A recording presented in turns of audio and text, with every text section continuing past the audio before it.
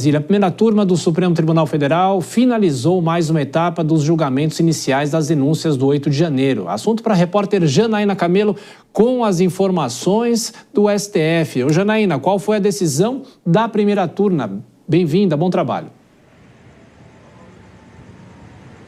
Boa noite para você, Tiago. Bom trabalho também para você. Boa noite a todos que nos assistem. Foi uma decisão unânime, viu, da primeira turma pela aceitação de mais uma denúncia aí, desta vez contra 7 acusados de participação nesse suposto plano de golpe de Estado. E aí eles agora serão réus em uma ação penal aqui no STF, se juntam a outros 14 réus, né, Tiago, aqui no STF também, por ter participado nesse esquema para tentar manter o ex-presidente Jair Bolsonaro no poder. Então, quem são esses 7 acusados que agora se tornam réus aqui no STF? Segundo a Procuradoria-Geral da República, eles teriam ali organizado ações de desinformação para propagar notícias falsas, sobretudo com relação ao processo eleitoral, também para promover ataques aí a instituições, ataques virtuais nas redes sociais, também contra autoridades públicas e também para tentar convencer as Forças Armadas a aderir a um golpe de Estado.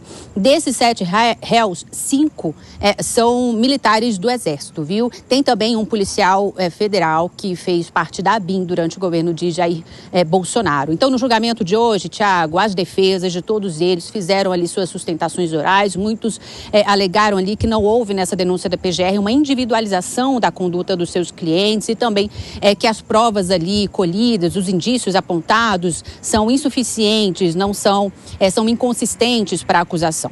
Ao votar, o ministro Alexandre de Moraes, o relator, ele rebateu essas alegações das defesas, disse que é preciso analisar aí a acusação dentro de um contexto de qual teria sido o papel desse núcleo de desinformação dentro desse esquema do suposto plano de golpe de Estado. E a gente vai ouvir um trechinho do que o ministro disse. O que é narrado na denúncia pela Procuradoria-Geral da República em relação a esse núcleo é que os denunciados fizeram parte desta estrutura dentro de uma organização criminosa. Fizeram parte dessa estrutura que auxiliava na propagação de notícias fraudulentas contra urnas eletrônicas, inclusive com a produção de documentos. Fizeram parte de uma estrutura que auxiliava a ampliar difamações contra o Poder Judiciário, contra a Justiça Eleitoral, tentando incentivar parcela da população contra a Justiça Eleitoral, contra o Supremo Tribunal Federal. É essa acusação, é esse o contexto.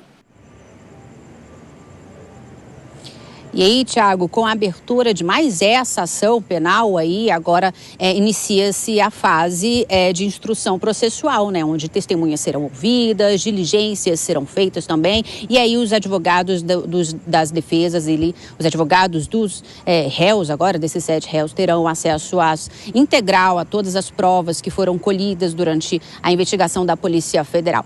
Então, 7 novos réus aqui no STF, com mais 14 que já tinham virado réus em outros 2 julgamentos anteriores. Já são 21 réus aqui no STF por participação no caso do golpe de Estado. Tiago. É isso. Janaína Camelo com as informações da primeira turma do Supremo. Bom trabalho para você. Você volta, vou chamar os nossos comentaristas. Começa por você agora, Nelson Kobayashi. De qualquer forma, era um resultado esperado. Os ministros foram na mesma toada dos outros julgamentos, na verdade, das outras análises, para saber se a denúncia era aceita ou não. Era sim um resultado esperado, porque a maioria das teses, nesse momento preliminar, de se decidir se é aceita ou não a denúncia, são as mesmas teses que já foram trazidas pelos advogados dos núcleos anteriores, que já foram submetidos a julgamento no STF, e teses que não foram acolhidas. Então, até por respeito aos precedentes, os magistrados, os ministros, decidiram da mesma forma. Eles se entendem competentes, eles acham que os ministros que estão ali participando todos podem participar, eles acreditam que não há nulidade alguma na delação premiada, que cita inclusive alguns desses réus deste núcleo 4, eles acreditam que não há nenhum vício da voluntariedade do delator, do Mauro Cid, enfim, todas aquelas teses preliminares que seriam causas de nulidade do julgamento não foram aceitas antes e não foram aceitas hoje. E isso era, sim, muito previsto. Agora, me preocupa muito, mais uma vez, a gente vê as decisões tratando agora dos núcleos e sem falar da individualidade de cada um dos réus. É claro que pode-se dizer que o núcleo todo atentava contra a credibilidade da urna eletrônica? Sim, mas num julgamento criminal é preciso dizer qual é a participação exata de cada um dos réus e não julgar ali dentro de um mesmo pacote, agora que estão sendo chamados pacotes esses de núcleos. Importante deixar isso muito claro porque é assim que deve acontecer em matéria de direito penal, em julgamentos criminais que impactam diretamente na liberdade de todos esses réus.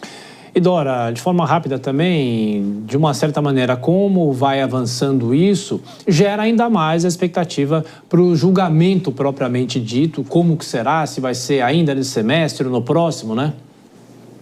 Pois é, nesse momento tem pouco impacto, porque é isso, é tudo esperado. Claro, ainda faltam 2 núcleos, um já está marcado para o próximo dia 20, que é o núcleo 3, que foi julgado, vai ficar para ser julgado depois do núcleo 4, e tem o núcleo 5 de uma pessoa só, que até onde eu sei não foi notificado ainda. O que isso nos leva? É que realmente aquela expectativa de que poderia haver um julgamento, uma conclusão, ou pelo menos um encaminhamento da maior parte do caso neste ano. Uma coisa que eu lá no início, porque a minha referência era o julgamento do mensalão, que demorou muito tempo, né?